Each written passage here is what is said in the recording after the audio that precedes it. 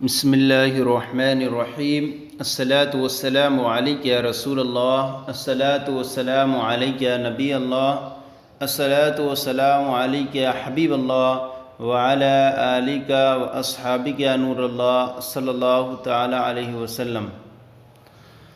آج ہم آپ کے سامنے نحو میر کا سبق نمبر 14 اور چینل کے اعتبار سے سبق نمبر 14 ہے اور یوں اعتبار سے سبق نمبر 9 ہے۔ آج سبق نمبر 9 کی ہیڈنگ ہے عوامل کا بیان۔ یہاں سے جو ہے مصنف عوامل اور ان کا طریقہ عمل بیان فرما رہے ہیں۔ عوامل یہ عامل کی جمع ہے اور عامل وہ شے ہوتی ہے جس کے سبب مورب کے آخر میں مخصوص اثر ظاہر ہو۔ عامل وہ شے ہے جس کے سبب مورب کے آخر میں مخصوص اثر ظاہر ہو۔ مثلا جاء زید میں جاء عامل ہے، اس کی وجہ سے زید کے آخر میں ضمہ آ گیا ہے۔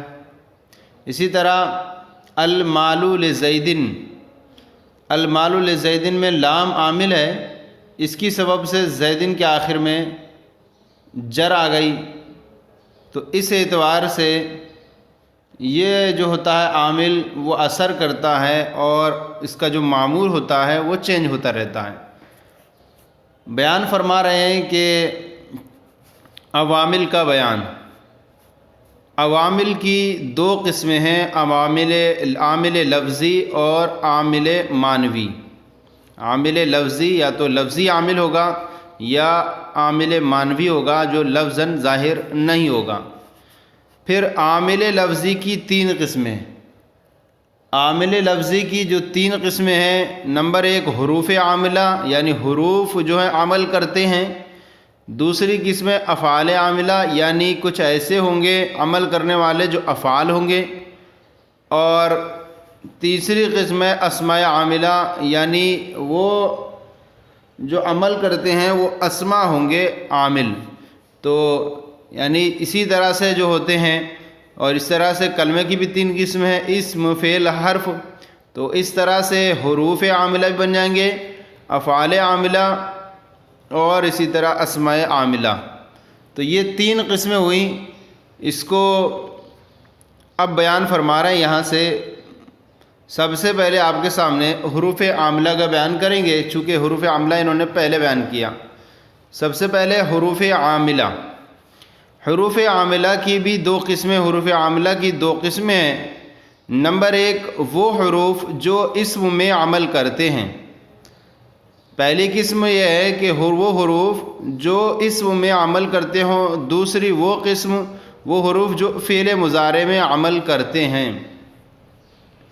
اب یہاں سے بیان فرما رہے ہیں کہ اسم میں عمل کرنے والے 5 حروف، عمل کرنے والے حروف کا بیان۔ اسم میں عمل کرنے والے حروف کا بیان۔ حروف عاملہ کی 2 قسمیں ہیں۔ ایک تو یہ تو یا تو وہ حروف اسماء میں عمل کریں گے یا وہ حروف فعل میں مضارع میں عمل کرتے ہیں۔ تو اب اسم میں عمل کرنے والے حروف کا بیان، ان کی جو ہیں وہ 5 قسمیں ہیں جو حروف جو ہیں اسم میں عمل کرتے ہیں۔ نمبر 1 ہے حروف جارہ۔ حروف جارہ یہ حروف ہیں جو اسم پر داخل ہو کر اپنے اسم کو مجرور کر دیا کرتے ہیں، اور یہ حروف جو ہیں 17 ہیں، جس کو ایک شعر کے اندر بھی محفوظ کیا گیا ہے۔ جیسے کہا گیا ہے با و تا و کاف، یوں بھی کہتے ہیں با و تا و کاف و لام و واو منذ مسخلا ربا حاشا من عدا فی عن علا حتی الا۔ آپ اس کو مختلف کتابوں کے اندر دیکھ سکتے ہیں، سارے حروف مل جائیں گے آپ کو۔ یہ 17 حروف ہیں اور یہ 17 حروف اسم پر داخل ہو کر اسم کو اپنے مابعد اسم کو مجرور کر دیا کرتے ہیں۔ تو حروف جارہ وہ حروف عاملہ، وہ حروف عاملہ جو اسماء پر داخل ہو کر انہیں جر دیتے ہیں۔ جیسے المال لزیدن، المال لزیدن، مال زید کا ہے۔ یہاں پر لام حرف جر جو عامل ہے یہ حروف ہے، اور یہ اپنے زید اسم پر داخل ہو کر زید کے آخر کو اس نے جر دیا ہے۔ تو یہ حروف حروف جارہ وہ حروف عاملہ جو اسما پر داخل ہو کر انہیں جر دیتے ہیں. یہ کل 17 حروف ہیں. جیسے کہ آپ دیکھیں با نمبر 1، تا 2، من 3، الا 4، حتی 5، فی 6، لام 7، ربع 8، واو 9، قسم 10، واو قسم یہ پورا 9، عن 10، علی 11، کاف تشبیہ 12، مز 13، منذ 14، حاشا 15، خلا 17، عدا خلا 16، عدا 17. تو یہ جو حروف ہوئے 17 حروف ہیں، اور ان کا جو طریقہ کار ہے، ان کا جو عمل کا طریقہ تو سیم ہے، لیکن ان کے معنی میں جو اختلاف ہے، معنی ان کے کیا کیا ہوتے ہیں، وہ آپ جو ہے نحو کی بڑی کتابیں ہدایت النحو، اسی طرح شرح میت وغیرہ میں آپ ان کو تفصیل کے ساتھ پڑھیں گے. یہاں اجمالاً آپ کے سامنے ذکر کر دیا کہ یہ 17 حروف ہیں جو اسم پر داخل ہو کر اسے جر دیا کرتے ہیں. اب آگے بیان فرما رہے ہیں نمبر 2، یعنی وہ حروف جو اسم میں عمل کرتے ہیں ان میں سے پہلے حروف جارہ ہیں، اور دوسری قسم ہے حروف مشبہ بالفعل. حروف مشبہ بالفعل کیا ہوتے ہیں؟ حروف مشبہ بالفعل کے بارے میں آگے بیان بھی کر رہے ہیں کہ حروف مشبہ بالفعل یہ 6 حروف ہوتے ہیں. ایک انا، انا، کانا، لاکنہ، لیتا، لعلہ. یہ حروف جو ہیں مبتدا و خبر یعنی جملہ اسمیہ پر داخل ہو کر ان اسم کو نصب کرتے ہیں اور خبر کو رفع دیتے ہیں. یہ کل 6 حروف ہیں. نمبر 1 انا، نمبر 2 انا، نمبر 3 کانا، نمبر 4 لاکنہ، نمبر 5 لیتا، نمبر 6 لعلہ. اب ان کا جو معنی ہے وہ انا جو ہے یہ مضمون جملہ کی تاکید کے لیے آتا ہے. مضمون جملہ کی تاکید کے لیے انا کا استعمال کیا جاتا ہے. اور انا جو ہے وہ جملے کو مفرد کی تعویل میں کر دیا کرتا ہے. جہاں مقام جملے کا مقام ہوتا ہے تو وہاں انا، اور جہاں مفرد کا مقام ہوگا وہاں انا پڑھا جاتا ہے. مثلاً اگر کلام کی جو شروعات ہے، اسی طرح قال، اسی طرح اور اس کے جو قول سے مشتقات ہوں گے ان سب کے بعد جو آنے والا ہوگا وہ انا آئے گا. اور اگر درمیان کلام میں آ جائے یا علم کے بعد آ جائے لفظ علم، یا زن کے بعد آ جائے تو وہاں پر انا پڑھا جائے گا. تو اب بیان فرما رہے ہیں. اور اسی طرح اب استدراک، یہ پہلے سبق پڑھ لیتے ہیں پھر اس کے بارے میں بیان کر رہے ہیں. انا، انا، کانا، لاکنہ، لیتا، لعلہ. ان حروف کا ایک اسم ہوتا ہے جو منصوب ہوتا ہے، اور ایک خبر ہوتی ہے جو مرفوع ہوتی ہے. جیسے انا زیدن قائمن، بے شک زید کھڑا ہے. یہ جملے کی شروعات میں ہے. اس میں زیدن انا کا اسم ہے اور قائمن انا کی خبر ہے. تو یہاں دیکھیں کہ یہ حروف اسم و خبر پر داخل ہو کر کے اسم کو نصب دیتے ہیں اور خبر کو رفع دیتے ہیں. تو اسم یہ انا کا اسم زید ہے اور قائم یہ اس کی خبر ہے. تو انا کا دخول جو ہوا وہ اسم پر ہوا. تو دوسری قسم ہوئی یعنی حروف مشبہ بالفعل میں سے. یہ ایک مثال آپ کے سامنے ذکر کر دی. اب اس سے آپ دوسری مثالیں بھی لا سکتے ہیں. یہاں انا لے آئیں، کانا لے آئیں، لاکنہ، لیتا، لعلہ لا کر ساری مثالیں یہی عمل یہی رہے گا کہ اسم کو نصب اور خبر کو رفع. اب یہاں پر جو ہے بیان فرما رہے ہیں تنبیہ. انا اور انا حروف تحقیق ہیں. انا اور انا حروف تحقیق ہیں، یعنی مضمون جملہ کی تاکید کے لیے انا آتا ہے اور جملہ کو مفرد کی تعویل میں کر دیتا ہے. یعنی حروف تحقیق ہیں، یہ بے شک تحقیق کا معنی ادا کرتے ہیں. کانا جو ہے یہ کانا جو ہے حرف تشبیہ ہے. یعنی کانا حرف تشبیہ ہے. تشبیہ کہتے ہیں ایک چیز کو دوسری چیز سے کسی وصف میں شرکت کرنا، شریک کر دینا. جیسے کہا جائے کانا زیدن اسدن، گویا کہ زید شیر کی طرح ہے. تو زید کو تشبیہ دی گئی شیر سے، اور زید جو ہے یہ مشبہ ہے اور شیر یہ مشبہ بہی اسد. اور کانا یہ اسم پر داخل ہوا، اسم کو نصب اور خبر کو رفع دیا. تو یہ کاننا حرف تشبیہ ہے، لاکننا حرف استدراک ہے۔ استدراک کہتے ہیں کہ کلام گزشتہ کلام سے پیدا ہونے والا جو وہم ہوتا ہے اس وہم کو دور کر دیا جائے۔ جیسے کہ ہم کہیں جا زید لیکن لم یجی، یوں مثال زید آیا لیکن نہیں آیا، لیکن کے ذریعے جو ہم کریں گے وہ پہلے والے جو ما قبل میں تھا اس وہم کو دور کر دیا جاتا ہے۔ تو اب فرما رہے ہیں کہ لاکنہ یہ حرف استدراک ہے اور لیتا یہ حرف تمنی ہے۔ لیتا یہ حرف تمنی ہے اور لعلہ حرف ترجی ہے۔ تمنی اور ترجی کسے کہتے ہیں؟ تمنی کا معنی ہوتا ہے کسی چیز کے حصول کی آرزو کرنا، اب چاہے وہ آرزو جس کی جا رہی ہے اس کا حصول جو ممکن ہو یا ناممکن ہو۔ جیسے کہا جائے کہ لعلہ زیدن حاضر، شاید کہ زید حاضر ہو، تو یہاں اس کا حصول ممکن ہے، لیکن جس کا حصول ممکن نہ اس کو بھی لعلہ کے درجے میں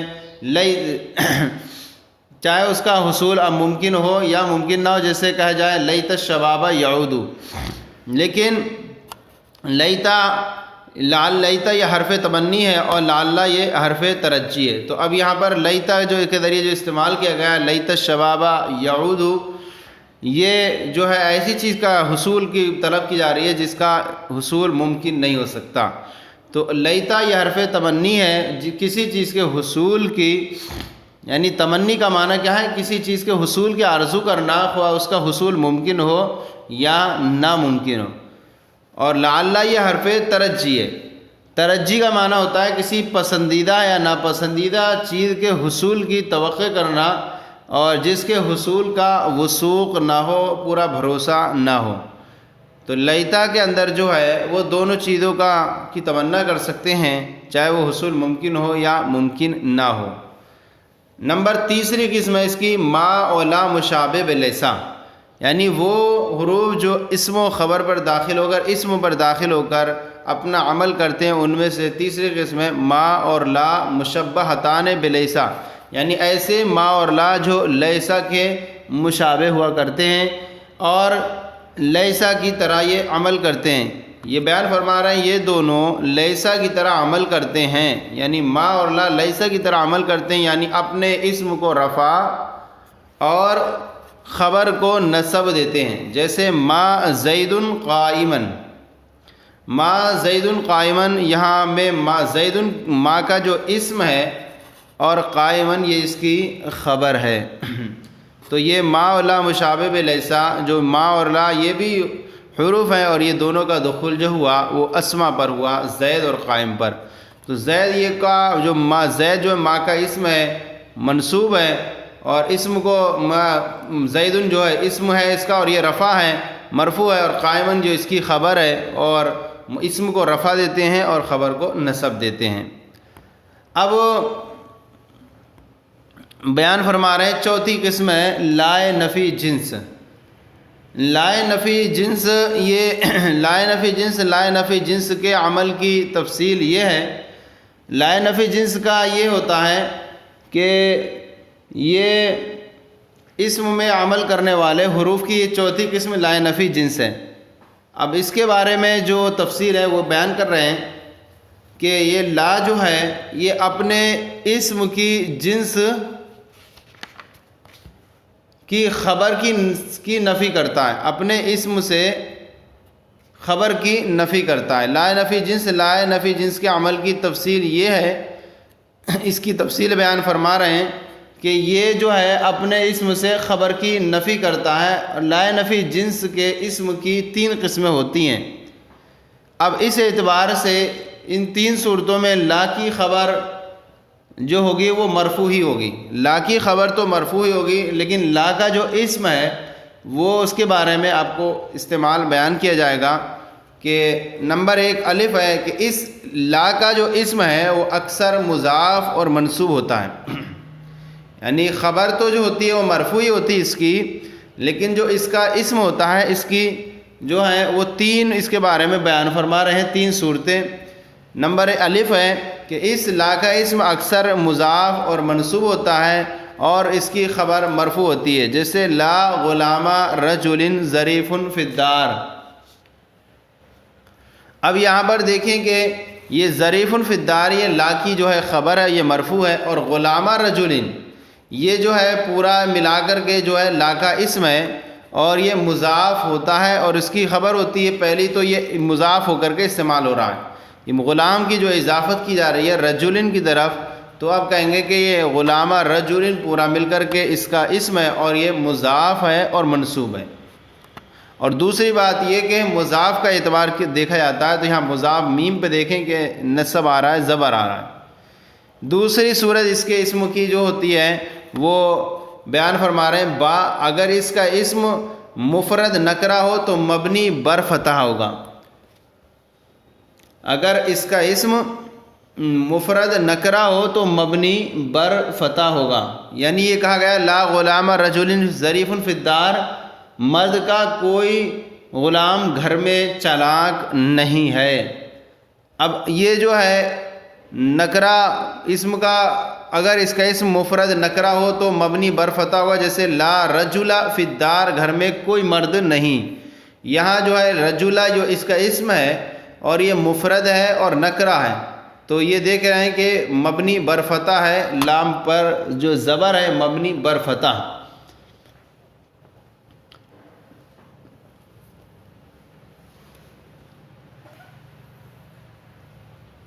اب تیسری جو صورت ہے اس کی بیان فرما رہے ہیں، جیم، اگر اس کے بعد اسم معرفہ ہو، اگر اس کے بعد اسم معرفہ ہو تو دوسرے معرفہ کے ساتھ ملا کر لا کا تکرار لازم ہوگا۔ اگر اس لا کے بعد کوئی اسم معرفہ ہو، یہ تو نکرہ ہے، اگر اس کے بعد اسم معرفہ ہو تو دوسرے معرفہ کے ساتھ ملا کر لا کا تکرار لازم ہوگا، اور لا ملغا عن العمل ہو جائے گا، یعنی کچھ بھی عمل نہیں کرے گا، کیونکہ لا جو ہے یہ اسم کو نصب کرتا ہے، لیکن جب اس کے بعد اسم معرفہ داخل ہو جائے گا تو یہ لا اپنا کچھ بھی عمل نہیں کرے گا۔ لا کا جیسے یوں مثال دیکھیں، اور یہ معرفہ مبتدا ہونے کی بنا پر مرفوع ہوگا، تو اب یہ کچھ عمل نہیں کرے گا، اور یہ جو مرفوع ہوگا جو اسم اس کے بعد وہ مبتدا ہونے کی وجہ سے مرفوع ہوگا، جیسے لا زید عندی ولا امر، میرے پاس زید نہیں ہے اور نہ عمر۔ تو اب یہاں کہیں گے کہ لا جو ہے یہ ملغا عن العمل ہے، اور اس کے بعد جو آنے والا زید ہے یہ معرفہ ہے، تو معرفہ ہے، اور اس کے بعد دیکھیں کہ یہاں پر لا ہے پھر سے، تو کہا گیا کہ جب اس کا دخول کسی اس میں معرفہ پر ہو تو لا کی تکرار لازم ہوگی، جیسے کہ لا زید ولا عمر، تو یہاں پر لا کی تکرار بھی ہے، اور یہاں زید مرفوع ہے، اسی طرح عمر مرفوع ہے، یہ مبتدا ہونے کی بنیاد پر، اور یہ لا ملغا عن العمل ہے، یعنی کوئی عمل اس کا اب ظاہر نہیں ہو رہا ہے۔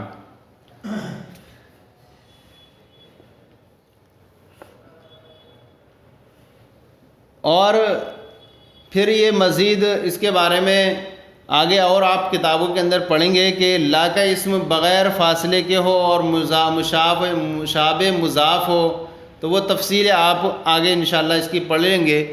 یہاں جو ہے صرف آپ اتنا یاد رکھیں کہ اسم کے بارے میں بیان کیا گیا کہ اسم کی 3 صورتیں ہیں، اس کا اسم اکثر مضاف منصوب ہوتا ہے اور اس کی خبر مرفوع ہوتی ہے۔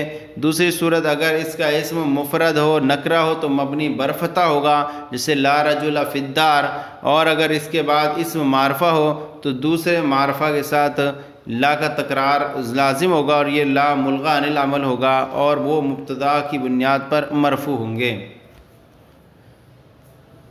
اور دال بیان فرما رہے ہیں، اگر اس لا کے بعد مفرد نکرہ ہو، اور اگر اس لا کے بعد مفرد نکرہ ہو اور لا اور ایک نکرہ مفردہ کے ساتھ مکرر ہو تو اسے 5 طریقے سے پڑھنا جائز ہے۔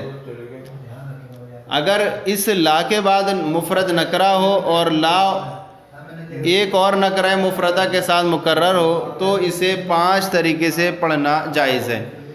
دال میں بیان فرما رہے ہیں کہ اگر اس لا کے بعد مفرد نکرہ ہو اور لا ایک اور نکرہ مفردہ کے ساتھ واقع ہو جائے تو وہاں پر اسے 5 طریقے سے پڑھنا جائز ہے، جیسے کہ لا حول ولا قوت الا باللہ، یہاں پر لا کے بعد ایک اس میں نکرہ ہے اور مفرد ہے، اور پھر اس کے بعد ایک لا اور نکرہ مفردہ ہے، اور اس کے بعد ایک نکرہ مفردہ مقرر ہے، تو اسے 5 طریقے سے اب ہم پڑھ سکتے ہیں۔ تو اسے 5 طریقے سے پڑھنا جائز ہے، جیسے لا حول ولا قوت الا باللہ، یہ تفصیل آپ کو بیان کی جا رہی ہے کہ لا حول ولا قوت الا باللہ، تیسری صورت لا حول ولا قوت الا باللہ، چوتھی صورت لا حول ولا قوت الا باللہ، اور 5ویں صورت لا حول ولا قوت الا باللہ۔ یہ پہلی جو مثال ہے، اس پہلی مثال کے اندر لا کے بعد جو ہے نکرہ مفردہ ہے اور حول واقع ہے، اور لا کی تکرار دوسرے نکرہ مفردہ قوت کے ساتھ ہے۔ اب اس کے اندر 5 صورتیں آپ دیکھ رہے ہیں کہ پہلی جو صورت ہے لا حول ولا قوت الا باللہ، اس کے اندر یوں کریں گے کہ اس میں دونوں لا نفی جنس کے لیے ہوں گے، دونوں لا نفی جنس کے لیے ہیں، اور ہر نکرہ مبنی بر فتح ہے، ہر نکرہ مبنی بر فتح ہے۔ دوسری صورت لا حول ولا قوت الا باللہ، یہاں پر یوں کریں گے کہ پہلا لا نفی جنس کے لیے، پہلا لا حول ولا قوت الا باللہ، پہلا لا نفی جنس کے لیے اور ملغی عن العمل ہے، نفی جنس کے لیے تو ہے لیکن یہ ملغی عن العمل ہے، یعنی اس کا عمل باطل ہو گیا، اس اعتبار سے پھر مرفوع ہو جائے گا۔ تو لا حول ولا قوت میں پہلا لا نفی جنس کے لیے ہے اور ملغی عن العمل ہے، اور دوسرا جو لا ہے وہ لا زائدہ نفی تاکید نفی کے لیے ہے، تو جب زائدہ ہے اور تاکید نفی کے لیے تو وہ بھی عمل نہیں کرے گا، اس اعتبار سے دونوں مرفوع ہوں گے۔ تیسری صورت ہے لا حول ولا قوت الا باللہ، اس کے اندر ہم یوں کریں گے کہ پہلا لا نفی جنس کے لیے ہوگا، نفی جنس کے لیے پہلا والا لا، اور دوسرا والا جو لا ہے وہ لا زائدہ تاکید نفی کے لیے۔ دوسرا نکرہ پہلے نکرہ کے محل بعید پر معطوف ہونے کی وجہ سے مرفوع ہے، دوسرا نکرہ پہلے نکرہ کے محل بعید پر معطوف ہونے کی وجہ سے مرفوع ہے، کیونکہ پہلا نکرہ محل بعید کے اعتبار سے مرفوع بسبب ابتدا ہے۔ اب چوتھی صورت ہوگی لا حول ولا قوت الا باللہ، یہ پہلا لا جو ہوگا، پہلا لا مشابہ بلیسا ہے، اور دوسرا لا جو ہے وہ نفی جنس کے لیے ہے، تو اس اعتبار سے یہ جو ہوگا لا مشابہ بلیسا، یہ اپنے اسم کو رفع دیتا ہے اور خبر کو نصب، تو اس اعتبار سے مشابہ بلیسا، اور دوسرا جفی جنس کے لیے ہو جائے گا جو نصب ہوتا ہے۔ 5ویں صورت لا حول ولا قوت الا باللہ، یہاں پہلا لا نفی جنس کے لیے ہے جو اس کا اسم منصوب ہوگا، اور دوسرا لا جو ہوگا وہ زائدہ اور نفی کی تاکید کے لیے۔ تو اب اس اعتبار سے اس کی یہ 5 صورتیں بنی، اور اس کو بیان بھی کر دیا کہ لا حول ولا قوت الا باللہ، لا حول ولا قوت الا باللہ، لا حول ولا قوت الا باللہ، اور لا حول ولا قوت الا باللہ۔ یہ آج ہم 4 جو ہیں آپ کے سامنے بیان کی ہم نے، کہ وہ حروف جو اسم میں عمل کرتے ہیں وہ اس کی 4 صورتیں آپ کے سامنے بیان کی۔ نمبر 1 ہے حروف جارہ، نمبر 2 تھی اس کے اندر حروف مشبہ بالفعل، نمبر 3 تھی لا مشابہ بلیسا، نمبر 4 تھی لا نفی جنس۔ کل جو ہے اس کی 5ویں صورت بیان کریں گے تفصیلی طور پر، حروف ندا کا بیان، چونکہ سبق لیسن لمبا ہو گیا اس لیے آج اسی پر اکتفا کرتے ہیں۔